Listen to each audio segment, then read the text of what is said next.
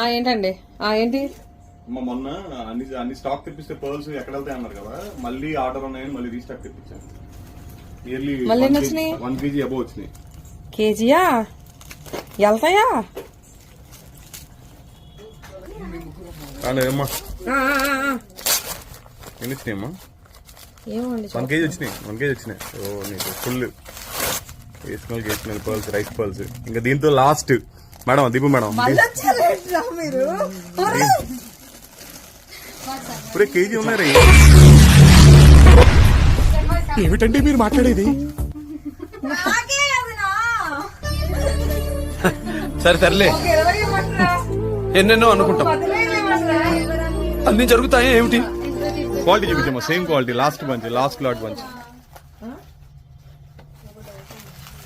Last lot.